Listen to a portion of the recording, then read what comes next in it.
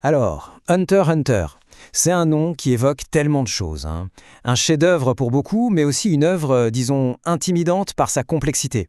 La grande question, c'est comment est-ce qu'une histoire qui part d'un postulat aussi simple a pu devenir cette épopée, si profonde, si acclamée? Eh bien, c'est justement ce qu'on va essayer de comprendre aujourd'hui. Tout part d'une idée, mais d'une idée follement séduisante, être un hunter. Pensez-y une seconde, un monde où une seule licence, une carte, donne le droit de faire quasiment tout ce qu'on veut.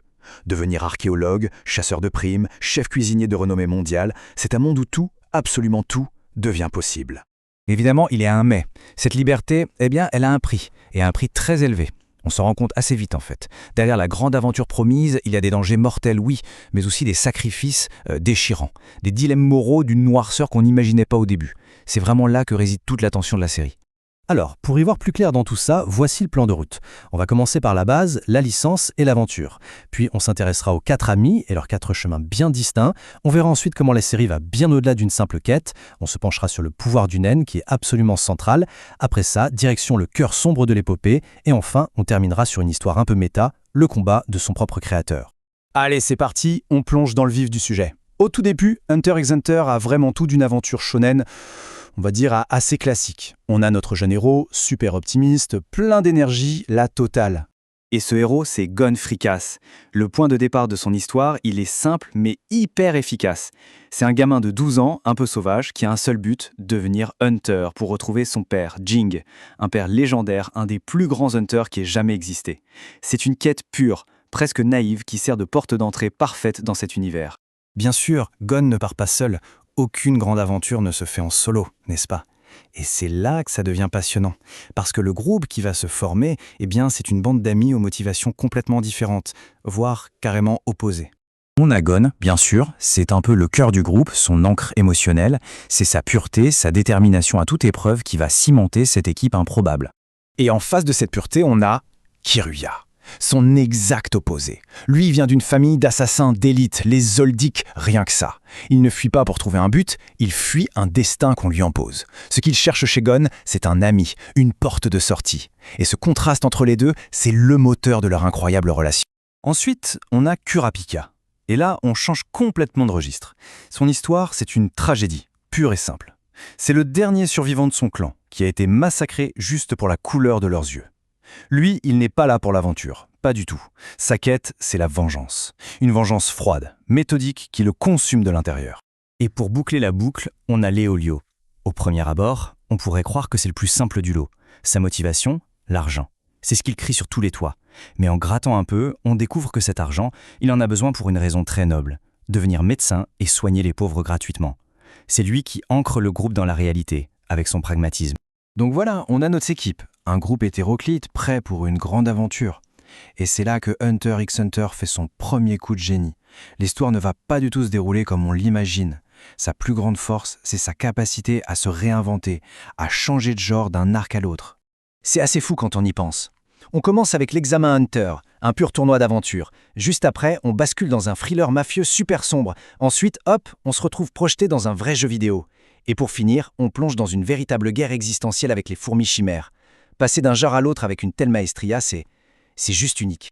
Alors la question c'est, qu'est-ce qui fait le lien entre tous ces arcs, ces différents? Qu'est-ce qui donne sa cohérence à l'ensemble? La réponse tient en 3 lettres, le nen. Et attention, on ne parle pas d'un système de pouvoir classique. C'est beaucoup, beaucoup plus profond que ça. En gros, le nen, c'est la capacité de maîtriser sa propre énergie vitale, son aura. Mais ce n'est pas de la magie avec des boules de feu, non.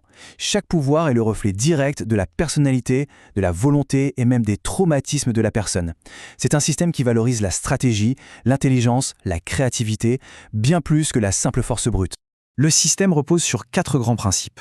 Le ten, pour garder son aura autour de soi, le zetsu, pour la cacher complètement, le ren, pour la libérer en masse, et le plus important, le hatsu. C'est là que tout se joue. C'est la matérialisation de son aura en une technique unique, personnelle. C'est ce qui donne une variété de pouvoirs absolument dingue. Et c'est justement la maîtrise du nen qui va être cruciale pour l'arc suivant. Un arc qui est considéré par énormément de monde comme le chef-d'œuvre absolu de la série.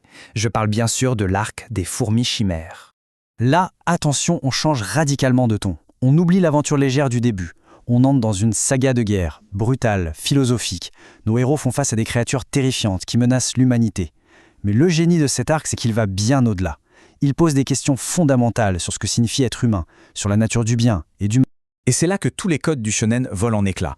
On s'attendrait à quoi? Que le pouvoir de l'amitié triomphe? Pas du tout.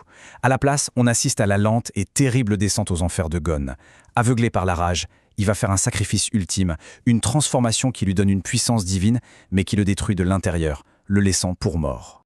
Une telle noirceur, une telle maturité dans le récit, ça ne sort pas de nulle part.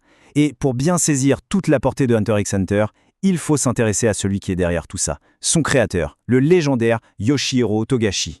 Et quand on parle de succès, le mot est faible. On parle de plus de 84 millions de tomes en circulation dans le monde. C'est colossal. C'est l'un des mangas les plus vendus de tous les temps, un phénomène planétaire.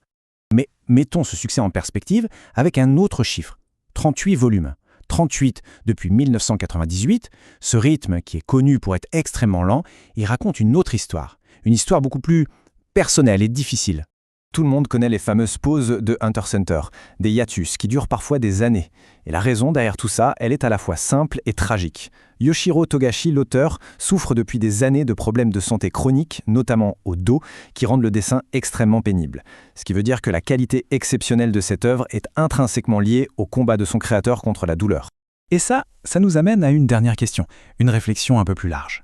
Quand un art, une œuvre, demande un tel sacrifice physique et mental à son créateur, qu'est-ce qu'on lui doit en tant que public? De la patience, de la compréhension, ou peut-être tout simplement de la gratitude pour chaque page, chaque chapitre qu'il réussit à nous offrir? C'est une question qui, je pense, va bien au-delà de Hunter x Hunter.